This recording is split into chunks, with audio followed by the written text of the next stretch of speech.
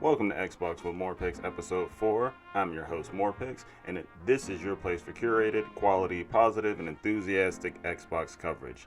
This show will release weekly in video form on youtube.com and morrpix.com, and in audio form on podcast platforms. If you love Xbox, then this podcast is for you. On today's show, we talk about Xbox Series X launching in November, Halo Infinite's delay, and Minecraft Dungeons DLC, news, and more. Now we're going to start with news, our top Xbox stories of the week.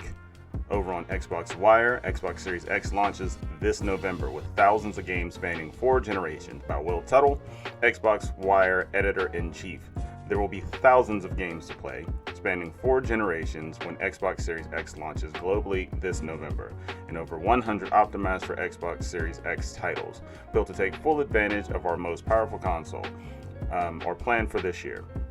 And with brand new console features like hardware accelerated DirectX ray tracing, frame rates up to 120 frames per second, faster loading times, and quick resume for multiple games, playing will look and feel better, with no matter which games you choose to play on day one. More than 50 new games planned for this year across generations and optimized for Xbox Series X, including Assassin's Creed Valhalla. I'm really looking forward to Assassin's Creed Valhalla. Dirt 5, Gears Tactics, which is really good if you haven't played it on PC. Yakuza Like a Dragon, and Watch Dogs Legion, one of my most anticipated games this year. With Smart Delivery, you only have to buy these games once. Play the best versions for your console across generations. New games developed for Xbox Series X and launching with Xbox Game Pass, including exclusives like the Medium, Scorn, Tetris Effect Connected, and more. More than 40 popular games newly optimized to take full advantage of Xbox Series X, such as Destiny 2, Forza Horizon 4, Gears 5, Ori and the Will of the Wisp, Madden 21, which I can't wait for, and more. Playing your favorite games and franchises across 4 generations of Xbox was a key tenet for us in the next generation of console gaming. This commitment means that you will have access to thousands of titles across 4 generations of content, from Xbox, Xbox 360, and Xbox One, which is very impressive when you think about it. We're going to have not every game, but a lot of games from 4 different generations of consoles that we can play on one console without paying extra to access them. So that's pretty cool. Our Back Compat team continues to develop new innovations that can be applied to a curated list of titles that will enhance them even further than was possible when they were originally created. These optimizations include the ability to render titles with increased resolutions up to 4K, delivering new HDR reconstruction techniques to games that were developed years before HDR came into existence, applying anisotropic filtering to improve image quality, and creating ways to increase or double the frame rate of certain titles. Now that's very impressive. A game that never had HDR, now you can play in HDR. A game that ran at 30, you can run at 60 now, and a game that ran at 60, you can run at 120. So that's pretty impressive, and I like that they're trying to innovate. They're not just like, oh, let's just get it up and running. No, they're trying to make it better. So that's pretty cool. And that is it for that story. Now it's on to the next story. Halo Infinite Development Update by Chris Lee, Studio Head, Halo Infinite. We have made the difficult decision to shift our release to 2021 to ensure the team has adequate time to deliver a Halo game experience that meets our vision. That makes me sad. I really wanted to play Halo Infinite on day one, but at the same time, I want Halo Infinite to be the best game it can be for everyone. I want it to be universally loved and played and regarded as, one of the better Halo games. So they need to take the time they need to take. He continues, the decision to shift or release is the result of multiple factors that have contributed to development challenges, including the ongoing COVID-related impacts affecting us all this year.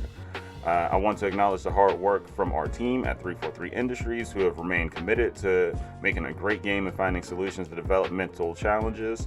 However, it is not sustainable for the well-being of our team or the overall success of the game to ship it this holiday, which is, everybody's been going through a lot as far as shifting to work from home, and as someone who does work from home on my day job, I can tell you that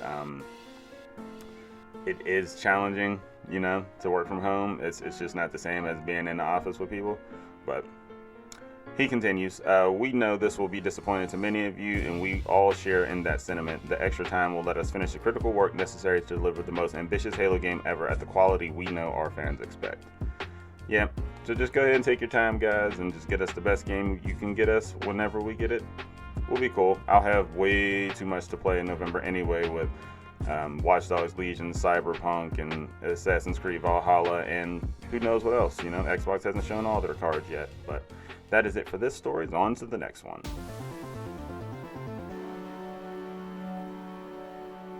On Minecraft.net, new Dungeons DLC and more on September 8th.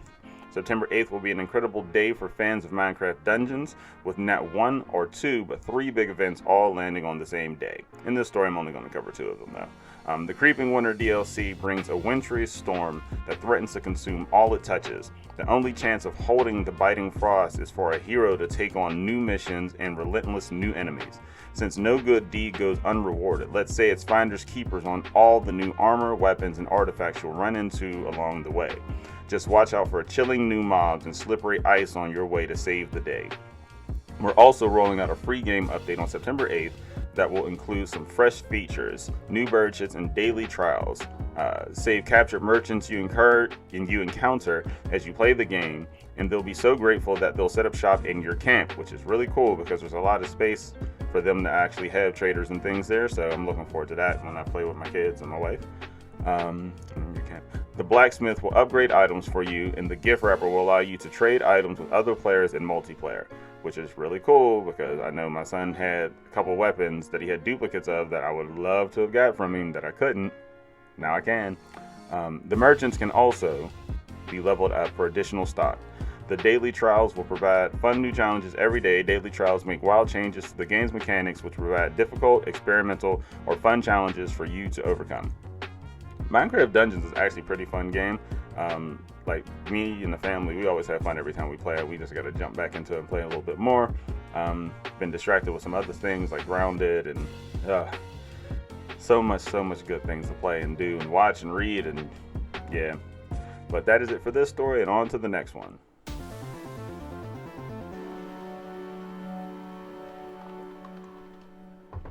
In other top stories, on Xbox Wire, Hyperscape brings high-flying street fights to Xbox One on August 11th, so it's out, by Youssef Maguid. I'm sorry if I messed up your name. Associate Communications Manager at Ubisoft.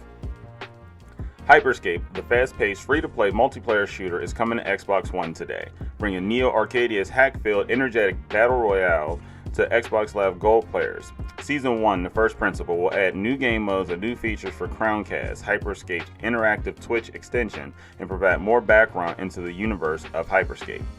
In Hyperscape, 99 players drop into the virtual city of Neo Arcadia to compete in Crown Rush, a competition for teams of 3 competitors or solo players to win in Crown Rush.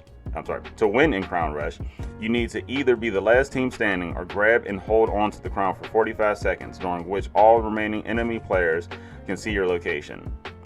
Which is a nice twist on it, that you just don't have to be the last person. You can just actually hold it for 45 seconds.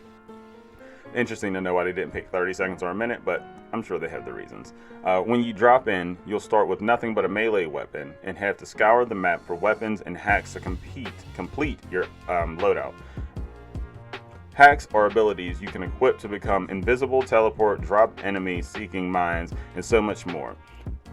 Yeah, if that's like Bouncing Betties and Black Ops 2, that's going to be my stuff. You can swap out weapons and hacks with any others that you find to suit your playstyle and situation. Finding duplicate weapons and hacks allows you to fuse them to create more powerful versions, and if you fuse an item 4 times, you'll unlock the maximum potential. Tailor your loadout to create powerful synergies to take on your foes and prepare to defend against whatever they throw at you. It's pretty cool that if you find the same weapon, it just levels it up instead of it just being something that you have that you don't really need. Death can come quickly, but being eliminated in Hyperscape isn't the end. If you're playing in squads, you won't be out until your entire team is wiped. When you're eliminated, you become an echo, and you are still able to traverse the map, ping locations, communicate with your teammates. To return to the fight, you and surviving teammate will need to activate a restore point. Restore points drop anywhere when an enemy has been eliminated, but you can only use it once. So that's pretty cool. So if I die first, which I'm one to do, Power Relief can find a restore point and get me back in the game. And then I'll die again. But, you know, at least I'm back in the game. That's it for that story, and it's on to the next one.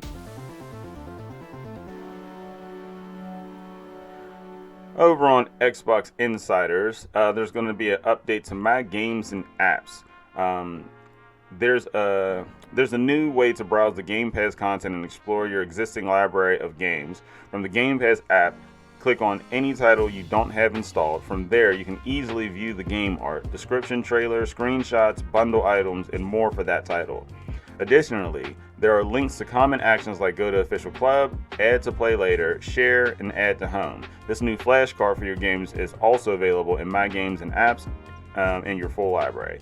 So that's pretty cool that they're going to update the Game Pass app to make it more, to give you more information at once instead of you having to dig deeper to find things. I overall like the way they're doing the new store and the new app, so yeah, I like it. And they've also updated the Manage Game and App pages to more closely follow how the rest of the My Games and Apps handles lists of items. You can now use multi-select in the Manage pages to install and uninstall specific game content you want in one action. So if you don't care, like if a game gives you an option to install the single player and multiplayer and you don't care about the single player, you can just install the multiplayer or vice versa. So that's pretty cool. I always like when they're doing any innovations that make it easier for us to filter any of the stuff, because Lord knows the list is just a little unwieldy when you have as many games as I do, because I have a problem. But that's it for this story, and it's on to the next one.